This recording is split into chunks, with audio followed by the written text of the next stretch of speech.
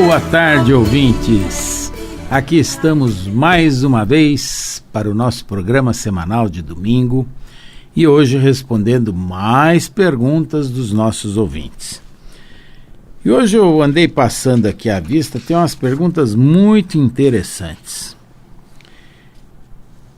Existe uma pessoa chamada Sérgio e diz que gostaria de saber, só não falou o bairro, sobre impotência sexual e acupuntura. O que nós podemos fazer sobre impotência sexual? Sérgio, a sua pergunta permite com que a gente faça outras perguntas. Em primeiro lugar, como eu sempre digo, nós temos que fazer uma anamnese, Sérgio. Nós temos que saber queixa e duração, ou seja, há quanto tempo existe essa impotência. Segundo, a história pregressa da moléstia atual. Como é que essa impotência se assentou em você? O que começou a acontecer? Quais foram as alterações fisiológicas ou patológicas que você apresentou? E da onde que, porventura, veio essa impotência? No interrogatório sobre diferentes aparelhos, nós temos que saber exatamente tudo o que está ligado a rim, as vias urinárias, as doenças metabólicas, principalmente diabetes. Nos antecedentes pessoais, saber se tem tabagismo, se tem alcoolismo. Nos antecedentes familiares, se tem diabéticos na família. Por quê? Porque existem, claro, fatores locais que podem causar impotência sexual e existem fatores gerais. Eu não sou urologista, consequentemente eu não vou me ater aos fatores locais, mas vou falar um pouco sobre os fatores gerais. Então, quais seriam esses fatores gerais? Seriam fatores que alteram a vascularização, ou seja, o suprimento sanguíneo peniano. Tá? Por que isso? Porque você já deve ter ouvido falar, inclusive, desses vasodilatadores, desses medicamentos, o Viagra e todos esses, que foi descoberto casualmente, até estudando pacientes cardiopatas. Eles tentaram dar para esses pacientes cardiopatas e verificaram que esses pacientes tinham ereção matinal. Então, notaram que o sildenafil e todos esses derivados do sildenafil funcionavam para os pacientes no sentido da disfunção erétil. E a ereção, ela é provocada por uma chegada de sangue nos corpos cavernosos, e essa chegada grande de sangue é que faz com que haja ereção. No momento em que essa chegada não está sendo adequada, ou que está havendo uma fuga sanguínea, aí o paciente não terá essa ereção da forma que deseja. E, eventualmente, ele chega a zero. Zero seria a impotência sexual total. Tá? Então, eu não sei que tipo de impotência sexual que você está se referindo. De uma maneira geral, nós podemos tratar o paciente como um todo, como eu falei. E, principalmente, tomar cuidado com as doenças que agridem o sistema vascular e as doenças metabólicas. A principal delas é diabetes. Principal. E também não esquecer que os fumantes, esses, têm comprometimento dos vasos no corpo inteiro. Ele pode ter tanto no coração, um entupimento, ele pode ter um entupimento arterial na perna, ele pode ter entupimento no braço e pode ter entupimento nessa região. Existe até uma síndrome chamada síndrome de Leriche, que é na bifurcação da aorta, na hora que vai para as ilíacas, forma-se um trombo ali naquela região, que chama-se síndrome de Leriche, e que um dos sintomas é impotência sexual. Então, temos que analisar todo o sistema circulatório do indivíduo e todo o sistema urinário do indivíduo, tá? E com a acupuntura, o que a gente consegue? Nós conseguimos que melhore a circulação, mas nós não conseguimos, num local onde existe uma obstrução total, ou que estejam todas as artérias deficitárias, que a gente consiga uma vasodilatação nesse momento. Então, aí é impossível, tá? Então, existe tratamento, sim, para melhorar a parte circulatória. Existe tratamento, sim, para melhorar o quadro metabólico da diabetes. Existe tratamento, sim, porque existe também impotência sexual psicológica, para a parte psíquica. Mas se houver uma obstrução acentuada, nós não podemos fazer nada, tá? Que isso fique bem claro, porque senão parece que nós somos a salvação da cura milagrosa. Não é. Isto não é verdade, tá bom?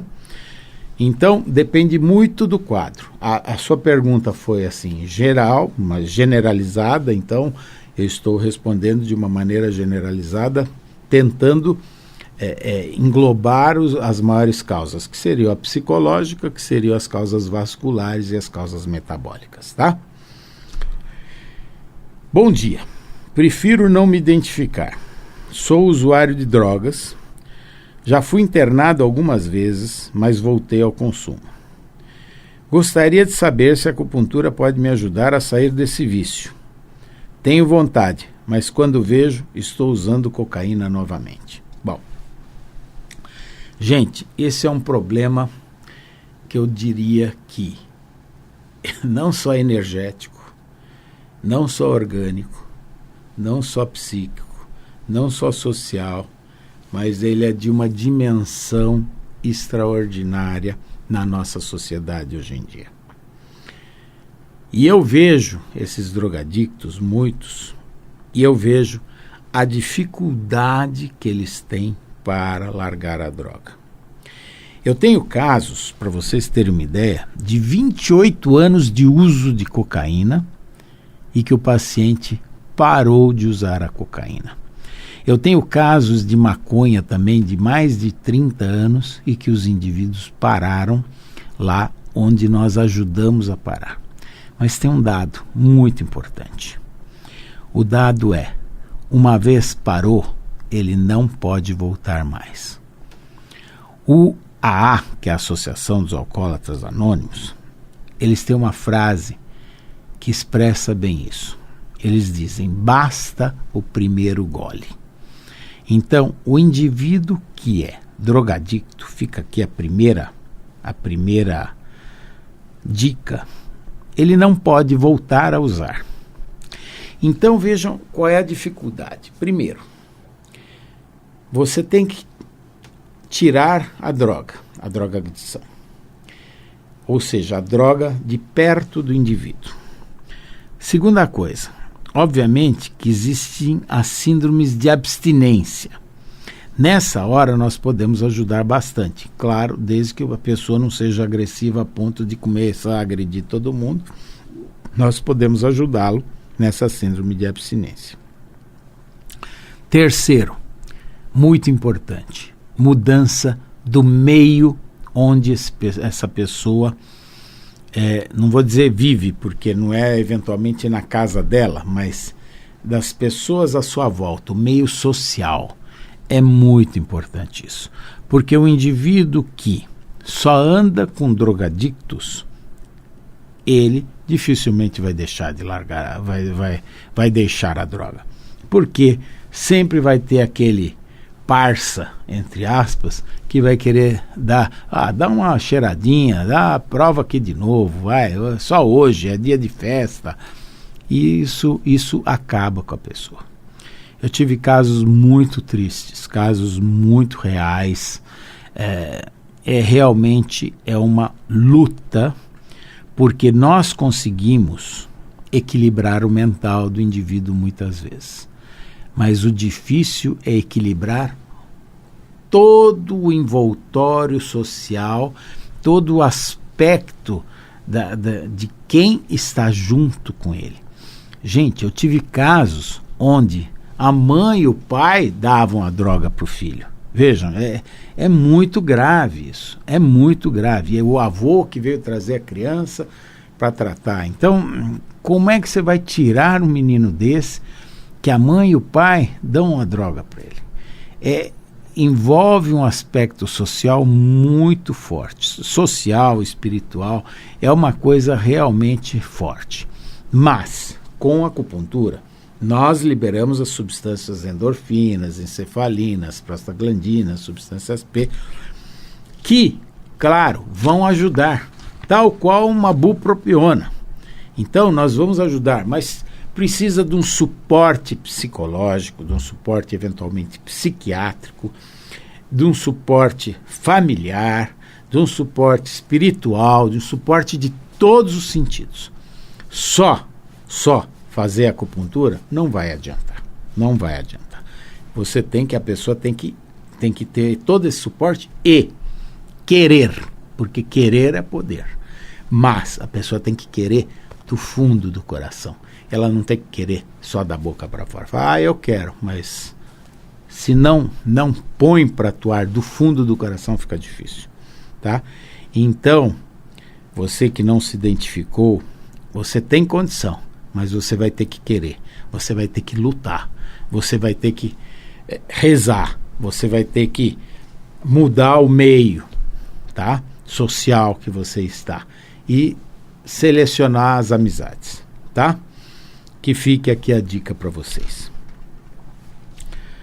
Outra pergunta. Meu nome é Joelson, tenho síndrome do pânico. Fico dias sem conseguir sair de casa de tanto medo.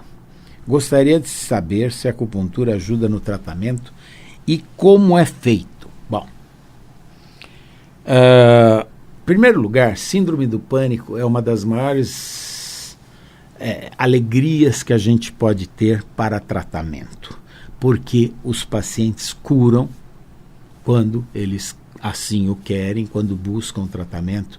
Eu tenho um grande índice de cura desses pacientes. Como é que é feito? Bom, é feito através do tratamento de agulha, da inserção de agulhas, e é feito no consultório e tal, e eventualmente tem alguns pacientes que nós tivemos que tratar em casa, porque esse paciente, como você falou, fica o dia sem conseguir sair de casa de tanto medo. Existiram vários pacientes que eu tive e que eles não saíam. No começo a gente ia na casa deles, fazia domicílio, e depois eles foram criando confiança e conseguiram sair e conseguiram ir no consultório. Eu tive um corredor de automóveis famoso e que eu curei com síndrome do pânico. Ele não dirigia mais, gente. Ele ficava dentro de casa e não dirigia mais. Nós conseguimos fazer a domicílio. Depois de uns 2 meses ele já estava dirigindo, estava fazendo tudo normalmente. É impressionante como o resultado é bom. E nós tonificamos quem? Nós falamos já no programa passado. Qual que era o órgão que está ligado a medo? É o rim. É a essência energética do indivíduo. A síndrome do pânico é um nome até errado. Hoje se fala transtorno do pânico. Na realidade, ele é uma evolução de um estado de ansiedade. Então a pessoa começa com ansiedade e ela pode evoluir para um estado de ansiedade generalizada ou pode evoluir para um quadro de pânico. E é um quadro onde nós temos que estabilizar exatamente isso, a ansiedade. Precisa tratamento conjunto com psicoterapia? Sempre é bom. Sempre é bom um tratamento psicológico coadjuvante. Eventualmente, um psiquiatra também para tratamento medicamentoso. Eu não vou dizer. Quando eu recebo pacientes tomando medicação, eu jamais tiro a medicação. Eu deixo o paciente ir melhorando aos poucos e o próprio psiquiatra desse paciente irá retirar a medicação, vai diminuindo gradativamente até tirar a medicação. Então é muito importante que o tratamento seja em conjunto, holístico, seja o médico acupunturista, o psiquiatra, o psicólogo. Então nós temos que ter uma equipe para tratar esses casos mais sérios. casos, principalmente esses que não saem de casa, que não consegue fazer nada, tem que ter um tratamento coadjuvante, tá? Aqueles tratamentos, aqueles casos mais leves de pequenas fobias ou de um pânico menos acentuado, são mais fáceis de tratar e respondem muito bem e rapidamente. Para vocês terem uma ideia, como eu falei lá no caso anterior, que eu tive do corredor de automóveis, em 2 meses ele estava ótimo. Em 2 meses. Agora, é claro, cada cabeça uma sentença. Nós não podemos falar que todos os pacientes vão responder em 2 meses. Isso não é verdade. Isso não é uma coisa constatada. Mas todos os pacientes terão uma resposta boa no correr do tratamento. Então, são quadros que têm que ser tratados.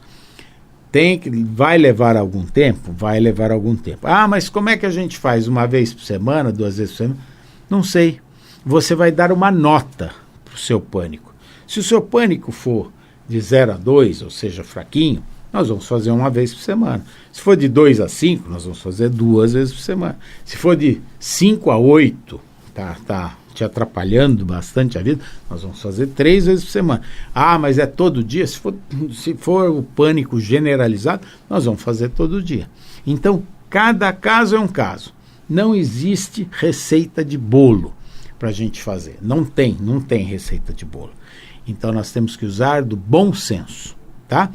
Tanto no tratamento coadjuvante, quanto no tratamento com acupuntura, tá bom? Espero ter respondido a sua pergunta. Outra pergunta. Meu nome é Cláudia. Sou do Bexiga e ouvinte fiel do seu programa. Muito obrigado, Cláudia. Gostaria de saber como funciona a acupuntura. Eu levo um pedido médico e já começo o tratamento? Bom, vamos lá.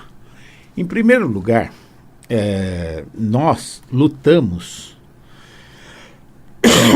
a nossa vida toda para a legalização da acupuntura como ato médico. Ou seja, teoricamente, os acupunturistas superiores que a gente lida são todos médicos. Então, como médico, ele não precisa de um outro pedido médico para começar o tratamento. O paciente pode simplesmente procurar por conta própria. Olha, eu quero fazer acupuntura porque eu acho que vai me fazer bem e tal, tudo bem, acabou. Enfim, não precisa de um pedido médico. Mas uma grande parte dos pacientes traz um pedido médico. Por exemplo, o ortopedista encaminhou e solicitou 10 sessões de acupuntura. Eu até brinco com meus amigos ortopedistas, que eu falo assim, bom, mas quer dizer que eu faço 10 sessões de acupuntura e o paciente cura. Até a 10ª ele não está curado, na 11ª já curou. Não é bem assim, gente. Claro, o ortopedista também, ele não faz isso aqui por mal, ele faz como uma média. Ele fala assim, não, de repente em 10 sessões você vai conseguir tirar a sua dor. Mas, ao mesmo tempo, ele não sabe das variantes que existem, porque o ortopedista só está vendo o lado ortopédico. Então, por exemplo, se uma pessoa tem problema no tornozelo de repetição, o tornozelo ele é governado pelo rim. E o rim está ligado aos medos, que nós falamos agora há pouco. Então, nós temos que fazer um histórico do paciente para ver aonde estão os medos dele, que ele vive torcendo esse tornozelo. Entendem? Então, nós vamos tratar a pessoa como um todo. E aí, nós não vamos nos ater ao tornozelo, nós vamos nos ater ao paciente como um todo.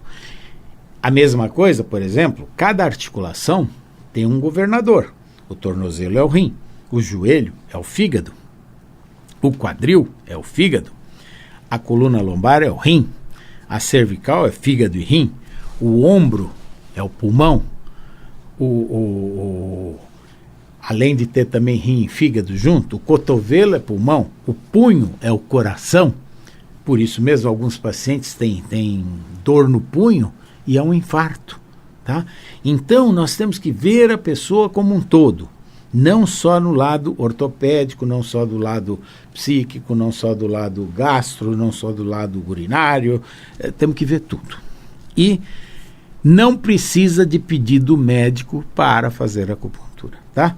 Basta você procurar um médico, desde que seja médico, seja credenciado, que tenha o título de especialização, é muito importante, porque nós temos uma associação nossa, já todo mundo com título de especialização, tá? E aí será uma pessoa capacitada para atender.